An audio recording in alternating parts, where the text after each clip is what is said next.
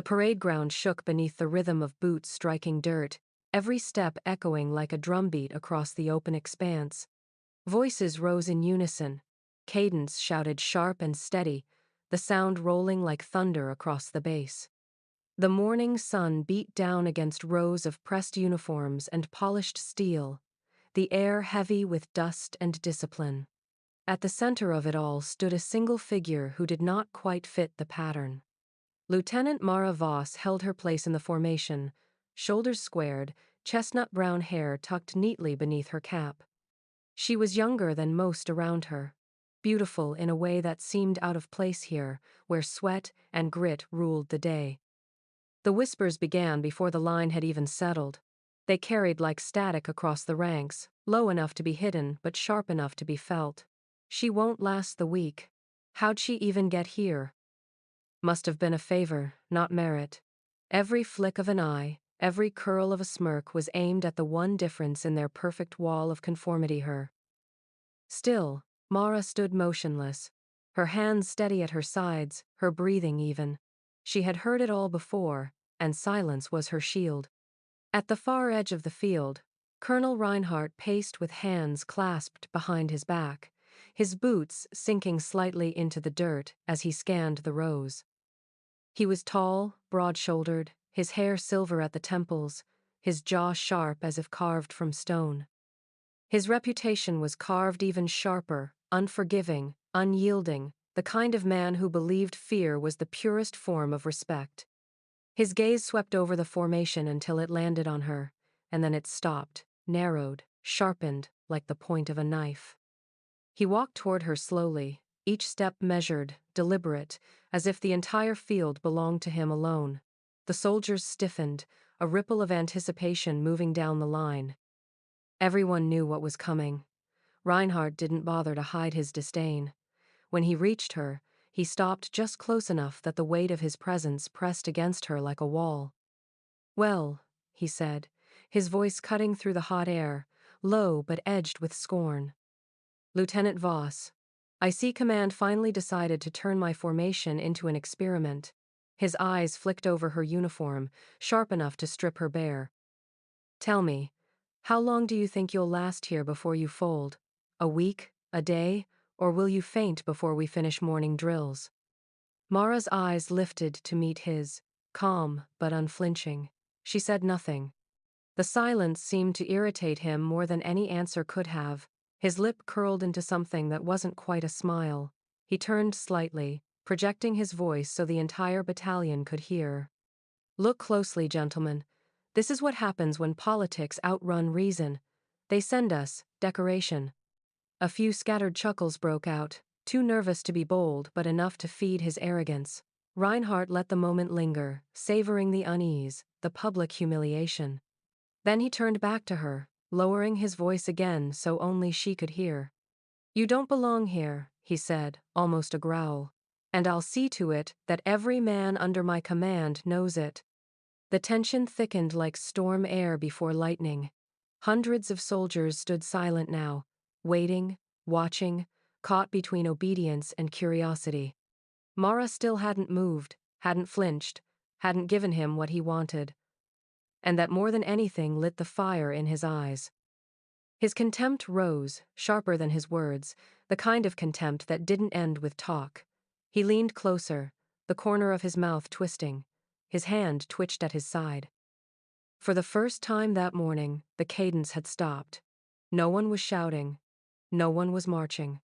500 soldiers stood in stillness, the entire base waiting to see if the colonel's scorn would stay in words or turn into something far more dangerous. The sun was climbing higher now, sharp and merciless, bleaching the parade ground until the dust shimmered like heat on metal. Colonel Reinhardt's voice cut across the silence, commanding and cruel. "Voss, front and center." His tone was not an invitation but a summons, the kind that carried a promise of spectacle. 500 soldiers shifted, boots grinding into the dirt as they created space, their eyes locking on the single figure who stepped forward. Mara moved with calm precision, her stride measured, her shoulders steady, no trace of hesitation in her posture. Reinhardt wasted no time. He barked the first order like a shot. Drop, push-ups, count them loud. She lowered herself to the ground without protest, palms pressing into the grit, and began. Her voice rang clear. 1, 2, 3. Her cadence didn't falter. Sweat darkened the edges of her collar, but her tone stayed firm, unbroken. Soldiers watched closely, some sneering, some grudgingly impressed. The numbers rose higher. 20, 30, 50. Her arms trembled slightly, but her eyes stayed forward, her jaw locked with quiet resolve. Reinhardt paced around her like a circling hawk, his boots crunching in rhythm with her movements. Pathetic, he muttered loud enough for all to hear. A parade trick. Do you think stamina is strength, Lieutenant? You'll never last when the real weight crushes you. He shouted again. On your feet, run laps, now. Without hesitation she rose, legs burning, and began to sprint the perimeter. Dust kicked up in her wake, her boots hammering against the packed earth. The battalion turned their heads in unison, tracking her as she rounded the field. Once, twice, 10 times. Her breaths came harsh but even, her pace unwavering. The whispers among the ranks shifted less mockery, more uncertainty. Still, Reinhardt's glare hardened. Each step she refused to stumble, chipped away at the power of his scorn. He needed her broken, needed proof she didn't belong, and the longer she endured, the more it was his authority, his pride that strained. When she slowed, barely a fraction, his voice roared. Faster, Lieutenant, or I'll run you out of this uniform myself. She pushed harder, her lungs searing, yet her stride remained steady. The soldiers exchanged looks now, glances that carried questions no one dared say aloud. Was she stronger than they thought? Stronger, perhaps, than him? Reinhardt called her back, ordering squats, burpees, drills meant to exhaust the body and humiliate the will. She obeyed each one without complaint, her motions sharp, precise. Sweat dripped from her brow, streaked the dust across her cheeks, yet not once did she falter. The colonel's smirk had faded, replaced by something harsher, tighter. His voice cracked like a whip with every command, but each time she rose, unbroken. By now the parade ground had gone still. No one dared laugh. No one dared look away. They were waiting, sensing the moment building like the press of storm air before lightning. Reinhardt stopped circling. He stepped closer, eyes narrowed to slits, his jaw tight with fury. His voice dropped low, venomous. You think you've proven something here? And then, without warning, his boot snapped upward, a violent arc aimed at her midsection. Gasps erupted, a ripple of shock sweeping through the ranks. It was sudden, brutal, a strike meant not as a lesson but as a punishment, a final blow to shatter her in front of them all. But Mara did not fold, she did not stumble, she moved faster than anyone could have imagined. Her body shifted, fluid and precise, intercepting the strike before it landed. In that instant, the entire battalion froze, their breath caught, their eyes wide. The predator had lunged only to find himself caught in the snare of someone he thought powerless. The world seemed to slow in the fraction of a second between his boot rising and her body moving. Mara's pivot was precise, controlled, almost surgical. She caught his leg mid-swing, twisted her hips, and locked her grip just above the knee. The sudden torque sent a crack echoing across the parade ground, a sound so sharp and violent it was mistaken at first for a rifle shot. Bone gave way, and the silence that followed was immediate, heavy, and absolute. Colonel Reinhardt's face twisted in agony as he collapsed onto the dirt, his scream ripping across the air like something torn from the gut. 500 soldiers froze in place, their breath caught, their bodies stiff as if carved from stone. The parade ground that moments ago had pulsed with rhythm and command was now paralyzed by disbelief. The man who had ruled with fear and arrogance lay writhing on the ground, dust clinging to his sweat-soaked uniform, stripped of his untouchable presence. Mara stepped back slowly, releasing him without flourish, without triumph. Her hands hung calmly at her sides, her chest rising and falling with steady control. There was no smile on her lips, no fire in her expression, only a cold, quiet stillness that spoke louder than any outburst could. She didn't need to gloat. The silence around her was louder than cheers, heavier than judgment. The medics sprinted from the sidelines, their kits rattling against their chests, dropping to their knees beside the fallen officer. One barked orders while the other held Reinhardt still, but his groans cut through their commands, guttural and broken. His leg lay at an unnatural angle, boots caked in dust, the sheen of sweat glistening across his brow. Soldiers who had once laughed at Mara's presence now stood wide-eyed, their formation broken not by command, but by shock. No one moved closer. No one dared. The chain of command had splintered in the space of a heartbeat, and the weight of it pressed on every man present. They watched her instead, their eyes locked on the woman who stood unmoved at the center of chaos, her expression unreadable, her composure intact. Reinhardt's curses faltered into gasps as the medics loaded him onto a stretcher, their hands fumbling with urgency. Dust kicked up as they lifted him, carrying the once unshakable colonel past rows of soldiers who parted like water. His eyes searched the faces of his men, demanding loyalty, demanding outrage, but found only silence. That silence was a wound deeper than the break in his leg. Mara did not follow him with her eyes. She stood still, her boots planted firmly, her gaze fixed straight ahead.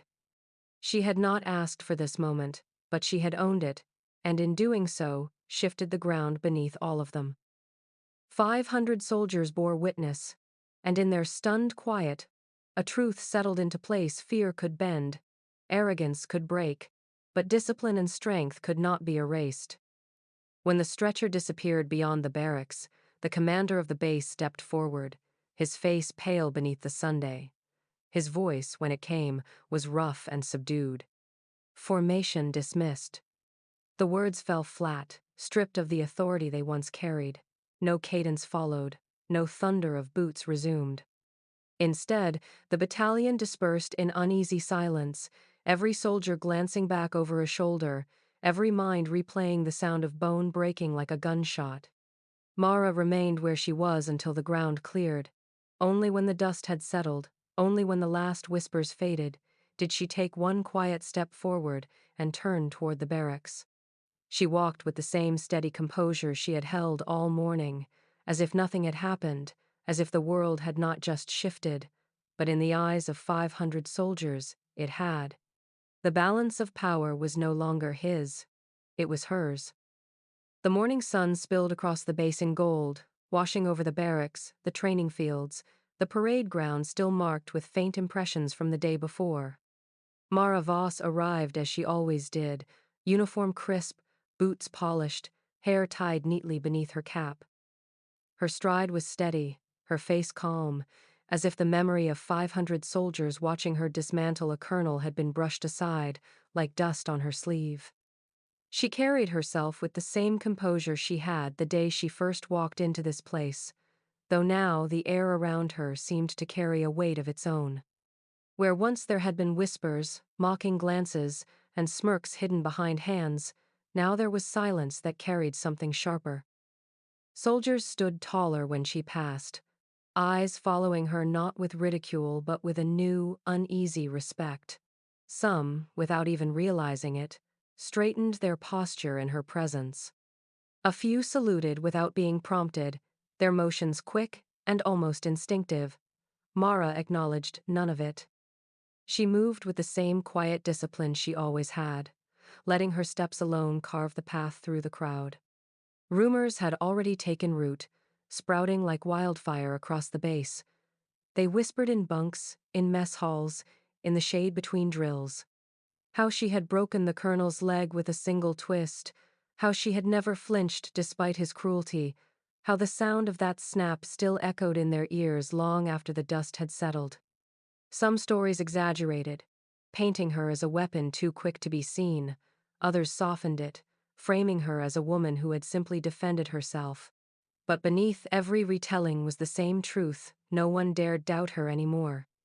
By the time assembly was called, the entire battalion gathered once again on the same parade ground, though the air was entirely different. The formation was tight, sharper than usual, the weight of anticipation pressing down on every shoulder. When the base commander stepped forward, his expression was unreadable, his voice carrying across the field with solemnity. He did not speak of Reinhardt's injury, did not dwell on the image of their colonel being carried away on a stretcher. Instead, he spoke of what had been revealed. Discipline, he said, his words clipped but heavy. Precision. Control. These are the qualities of a soldier. Yesterday, Lieutenant Voss showed all three. Not in defiance, not in arrogance, but in the clearest demonstration of strength we have witnessed in years. The words fell like stones into still water, rippling through the formation. Mara stood at attention, unflinching, her gaze fixed forward. She did not allow herself even the faintest flicker of satisfaction. The commander's eyes scanned the faces of the men before him, lingering on those who had laughed the loudest only days before. Then, almost as if a current surged through the formation, it began. Palms struck together, tentative at first, then swelling into a wave that rolled across the field. Applause erupted, not laughter, not derision, but a thunderous recognition that reverberated through every chest. 500 soldiers clapping in unison, their voices silent but their respect deafening. Dust lifted under the rhythm, banners trembled in the air, and the weight of the moment pressed against the walls of the base itself. Mara remained still, her hands at her sides, her eyes forward. She did not smile. She did not bow her head. Yet the sound wrapped around her like armor, a truth too loud to ignore. She was no longer the outsider, no longer the decoration mocked for existing in their ranks. She was the standard they now measured themselves against, a force carved into their memory. When the clapping finally subsided, the silence that followed was not heavy with doubt, but charged with reverence. Mara Voss had stepped onto the field as an intruder in their eyes. Now she stood as something far more enduring, a figure no soldier on that base would forget, not for the rest of their lives.